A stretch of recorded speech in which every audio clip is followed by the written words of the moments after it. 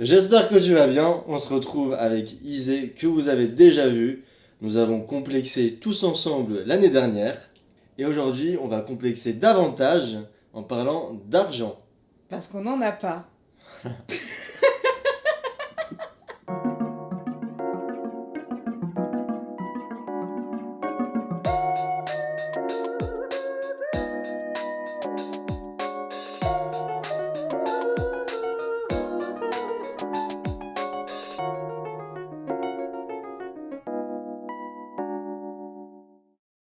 Alors du coup, ça faisait un moment qu'on avait envie de parler d'argent. Ouais. Moi, j'avais même fait d'ailleurs un post sur Instagram. J'avais fait des photos. Donc si vous ne me suivez pas sur Instagram, allez voir. J'attends. J'attends Et les sinon, je sais pas pourquoi, j'avais trop envie à ce moment-là de. J'avais un besoin de critiquer, de critiquer le besoin qu'on a d'avoir de l'argent. Pour moi, il y a tout un truc autour de l'argent qui m'énerve. Et du coup, je sais que C'est réciproque. tu as des choses dans ton cœur ainsi. Donc on va en parler là. Vous allez nous écouter, d'accord? Waouh. Voilà. Il y a des choses, j'ai des choses à régler. Il y a des trucs à décanter, tu vois. Mais moi aussi, pareil, il y a ce truc, surtout en ce moment, c'est très ancré. Et je pense que c'est pour ça qu'on est dans la même vibe et qu'il faut qu'on fasse cette vidéo maintenant. C'est la rage, c'est une sorte de colère. T'es en colère, quoi. Tu as une sorte de.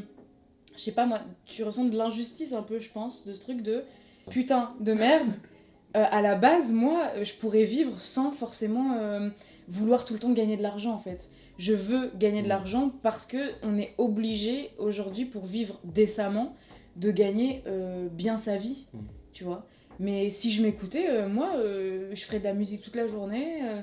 Enfin, des trucs que les gens considèrent des trucs de branleurs, j'imagine. Mais en fait, globalement, la vie, c'est censé être ça. Enfin, moi, de mon point de vue, ça a plus de sens pour moi de faire de la musique, de faire de l'art, que d'aller à un taf tous les jours, de faire du 10h, 18h, 9h, 18h pour gagner de l'argent et ensuite quoi, enfin, ça apporte pas trop de sens à ma vie, tu vois. Pourquoi je serais obligée d'avoir ce travail? En fait, c'est horrible parce que j'ai l'impression que je suis encore une enfant, une ado, que je suis une rêveuse si je veux pas rentrer dans ce moule de j'ai un taf qui gagne au moins plus que le SMIC, tu vois. Quand j'étais petite, je me voyais en fait avoir de l'argent et pour moi c'était pas avoir un travail que j'aime, c'était avoir de l'argent pour pouvoir faire tout ce que je veux. Et en fait, ça, c'est resté. Parce que je sais très bien que ce que je veux faire, c'est pas un truc forcément qui va payer, tu vois. Mais je me dis, il faut que j'ai cet argent, et une fois que j'aurai l'argent, je pourrai tout faire. Très jeune, il faudra que j'ai de l'argent, peu importe comment. C'était ça en fait le but, tu vois. C'est un peu le délire de entre l'Amérique et le reste du monde de est-ce qu'on vit pour travailler ou est-ce qu'on travaille pour vivre. Mais même là-dedans, travailler pour vivre, ben le truc c'est qu'on travaille trop pour vivre peu et pour gagner pas beaucoup. En fait, j'ai l'impression que c'est un peu ça. Souvent, on a l'impression tous que pour être libre, il faut avoir un minimum d'argent, suffisamment. Ça dépend aussi de où on part. Je ressens de l'injustice dans le fait que il y a des gens, ils partent pas de. Ils arrivent au monde, ils sont dans une famille qui ont de l'argent, qui ont des moyens pour les aider à se propulser, peut-être voire encore plus, tu vois, dans leur vie à eux.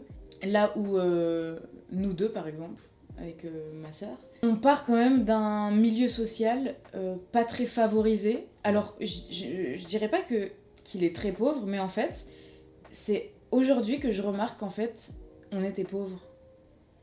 Parce que aujourd'hui, je réalise à quel point les gens sont pas du tout partis du même point de départ que moi en termes de capital, de ce que leurs parents possèdent, de ce que leurs parents vont leur laisser. En fait, la majorité de mes amis, leurs parents, ils sont propriétaires, ils ont pas mal d'argent de côté, ils se sont mis à l'abri, tu vois.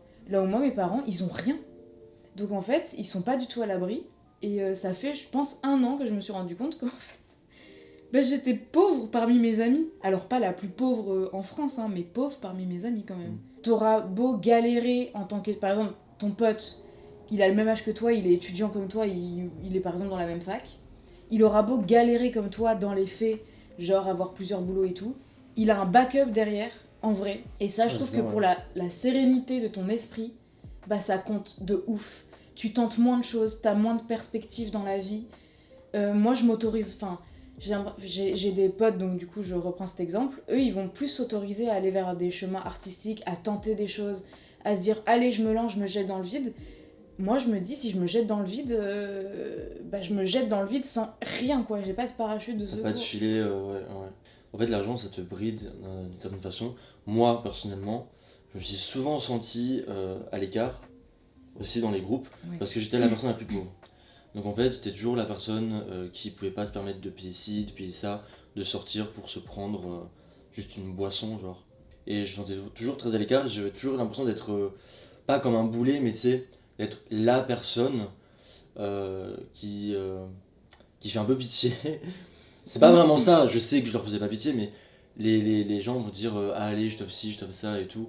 Puis tu refuses certaines fois, t'acceptes d'autres. Et à certains moments ça fait plaisir, à d'autres moments tu te sens un peu comme le pauvre, et c'est chiant. Et du coup ça me fait rebondir sur ce que tu dis, c'est que pareil dans la vie, quand tu veux réaliser des choses, aller quelque part, bah t'as pas beaucoup de moyens, on t'en donne pas beaucoup. Et quand tu vois ton entourage faire des projets, tenter des choses, prendre des risques et tout, toi tu peux pas forcément, t'oses pas forcément parce que t'as pas de filet, donc si tu tombes, tu tombes. En fait tu prends beaucoup plus de risques pour la même décision. Mais justement, je rebondis sur ce que tu dis là parce que c'est grave mon sentiment, mais il est arrivé plus tard, moi. Et en fait, c'est ce truc, ça me révolte de me dire que je me sens comme un loser, en fait. Je me sens parfois comme un loser pour des questions d'argent. Alors ça me permet d'avancer sur quelque chose, c'est-à-dire la jeunesse. On est jeunes, tous les deux. Évidemment, quand t'as 20 ans, etc., c'est le moment où il faut le plus profiter de ta vie.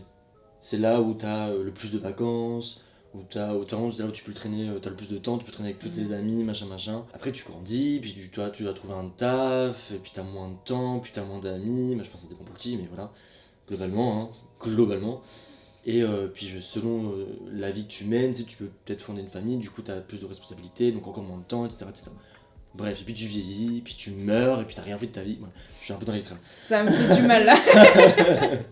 Mais en gros, on est jeunes, et j'ai l'impression que c'est là où on doit le plus profiter, donc faire le plus de choses, faire des activités, des sorties, voyages, aller visiter d'autres pays, même au sein de ton propre pays, tu peux voyager visiter ton propre pays, découvrir des nourritures. Des cultures, enfin, explorer des cultures et tout. Alors, certes, quand t'es jeune, t'as des aides par exemple pour les musées, tout ça, mais ça fait pas tout.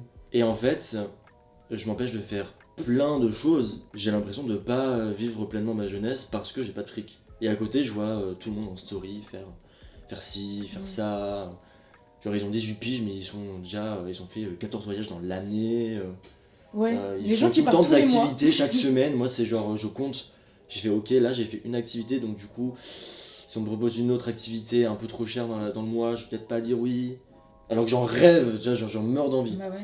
C'est terrible de se dire, tu peux pas profiter pleinement de ta jeunesse. Donc, tu te dis, je vais travailler pour gagner de l'argent, pour pouvoir faire ces choses-là. Ce que je fais, du coup, ce qu'on fait tous les deux, je travaille, et j'ai l'impression que ça rentre pas.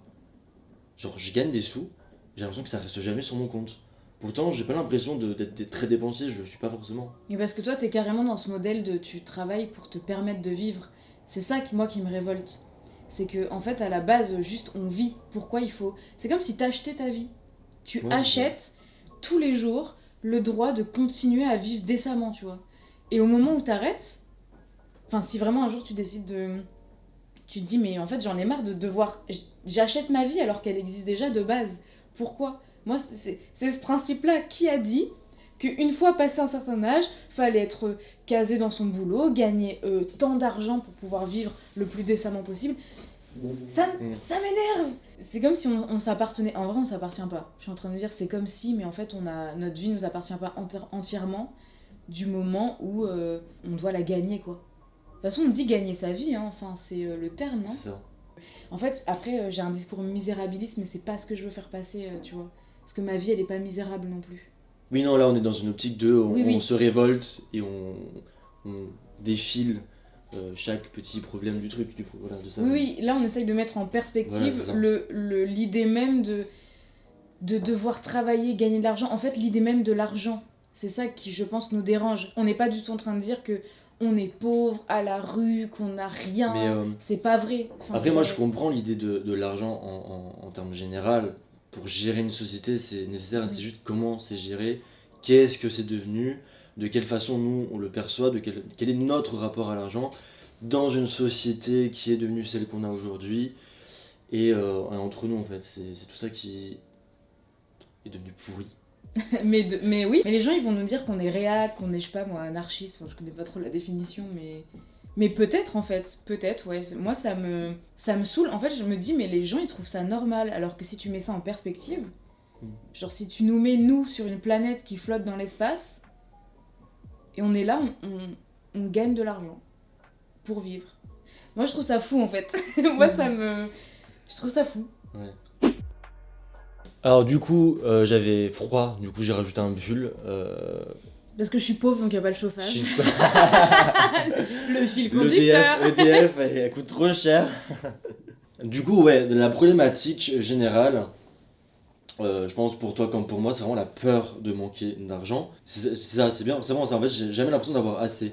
Pourtant, j'en gagne beaucoup plus que il y a 2 ans, ou qu'il y a 3 ans, et qu'il y a encore 4 ans. Parce que je travaillais que pendant l'été à l'époque, et là j'ai un CDI de 18 heures. Donc je gagne un salaire tous les mois. Et j'ai quand même l'impression de pas gagner plus qu'à l'époque. J'ai tout le temps l'impression d'en manquer. Ouais, mais j'ai une théorie là-dessus, moi. Vas-y, dis-moi. En fait, c'est lié à la fois à notre ambition et notre philosophie de vie. Je pense que si tu voulais vraiment plus d'argent, tu pourrais en avoir plus. Dans le sens où si vraiment c'est l'argent qui te manque et que t'en as besoin, tu prends un 35 heures dans un truc où t'es plus ou moins bien payé et tu te fais ton fric. Par exemple, là, j'ai une pote qui arrête pas de me dire « Ah, mais c'est quand que tu travailles avec moi et tout, et elle gagne quand même bien sa vie.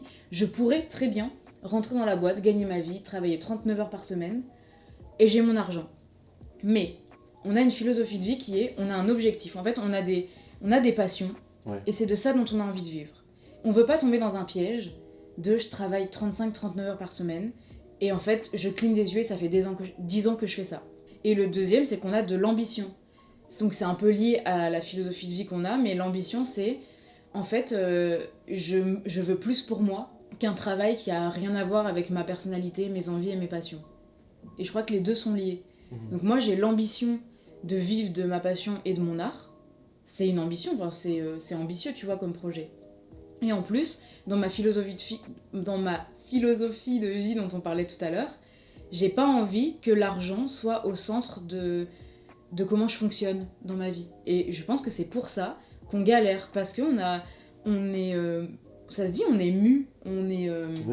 Oui, c'est ça. Oui, c'est ça, on est mu par notre passion, qui fait que par ego, par passion, on va pas rentrer dans un 35 heures qui pourrait nous stabiliser. Donc en fait, on est là en funambule.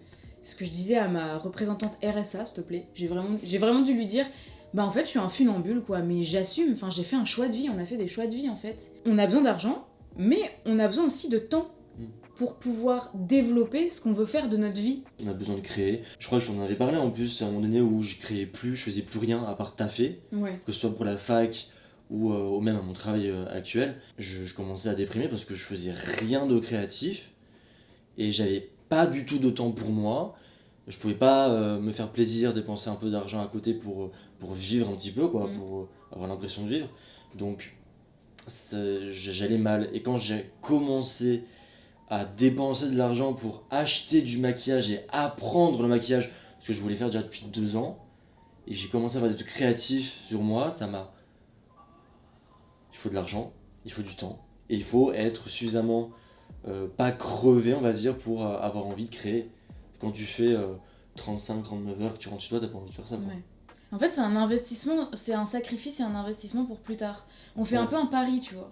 C'est ça. Après, je te dis, c'est une philosophie de vie.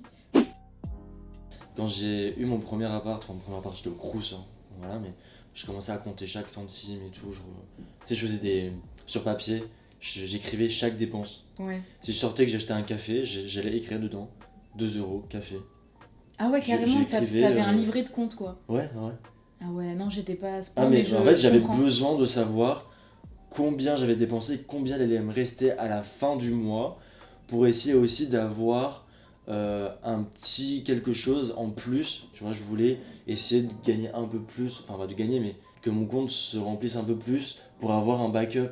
C'est intéressant ce que t'as dit là. Enfin, tu t'es trompé sur le verbe, genre t'as dit gagner, mais en fait, c'est vraiment parce que nous, dans la façon de gérer l'argent, on fait des économies en fait. Oui, bah c'est ça, c'est la seule façon de gagner de l'argent, c'est de faire des économies. Oui, mais c'est ça que j'allais dire. Notre façon, moi, ma façon la plus importante de gagner de l'argent, c'est de mettre de côté sur presque du rien. Tu vois, c'est mi-économie, mi-sacrifice. Du coup, c'est trop drôle que tu te sois trompé entre gagner et économiser. Parce qu'en fait, on économise, mais on voit ça comme gagner de l'argent. Oui, bah oui, c'est ouais. hyper drôle. De ce qui ressort, c'est que... Enfin, ce qui ressort de ce que tu viens de dire, c'est qu'on pense tout le temps à l'argent. Mais moi, à chaque seconde de ma vie, je vais y penser. Je pense toi aussi. Genre, tu te fais des plans dans ta tête, genre, ah, ça va me retirer de l'argent de là, alors que je voulais le mettre là. Ouais. Alors, est-ce que toi aussi, des fois, est-ce que toi aussi, je donne un cas de figure imaginaire. Tu taffes, donc tu as gagné tant d'argent. Mais, par exemple, dans mon taf, j'ai aussi des bons de cadeaux parce que, bref. Je sais pas, imaginons tu as eu 400 € de salaire, tu gagnes 50 € en bons, et tu te dis, bon, là, il y a ma grand-mère qui m'a donné 25 €.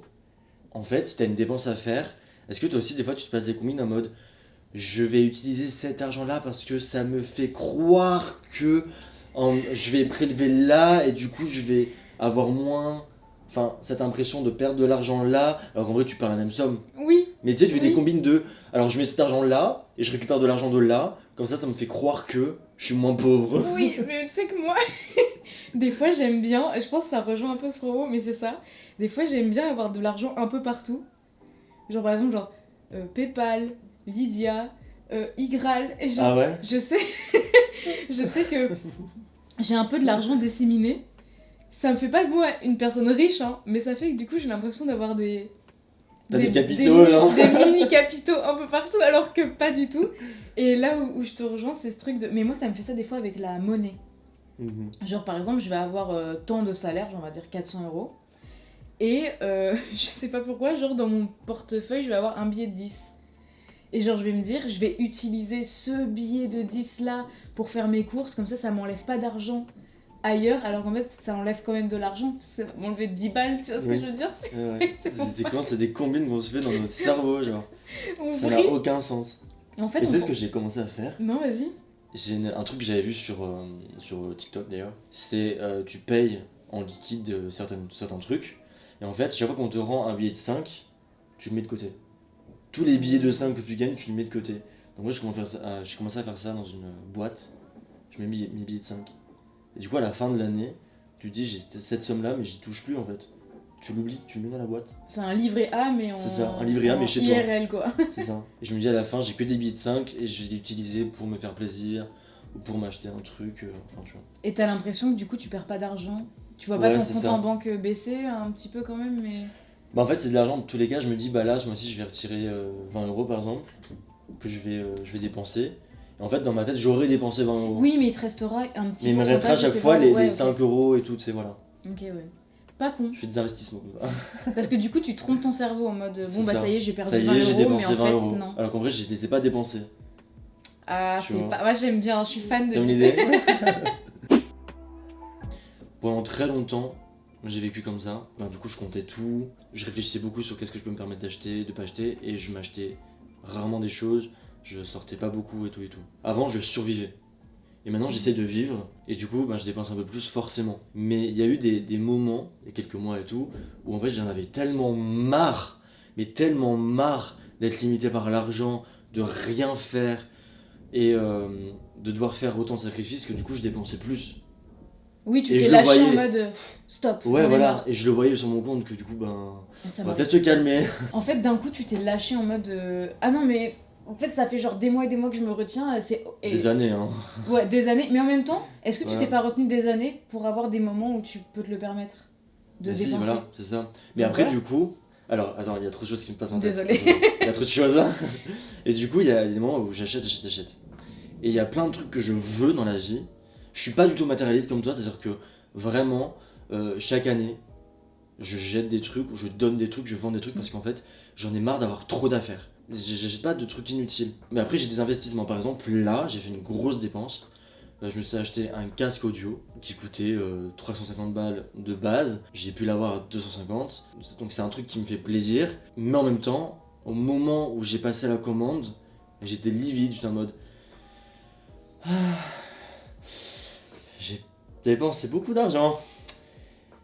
Bon, je m'en veux, je me sens coupable d'avoir dépensé de l'argent, je suis en mode putain.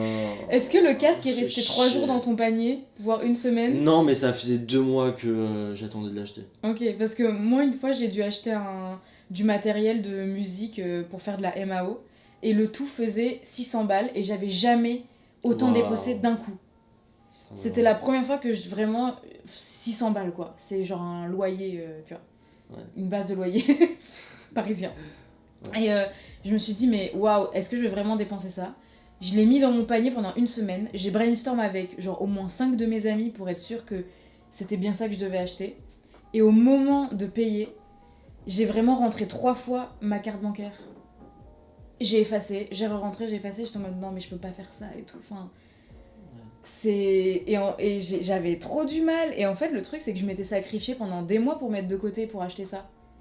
Alors que du coup c'était prévu, tu vois, mais j'arrivais pas à lâcher le truc parce que je veux toujours économiser et je repousse toujours le moment où je peux dépenser ce que j'ai économisé. Quand t'as pas d'argent, parfois, enfin même souvent, tes dépenses te donnent l'impression que c'est des caprices.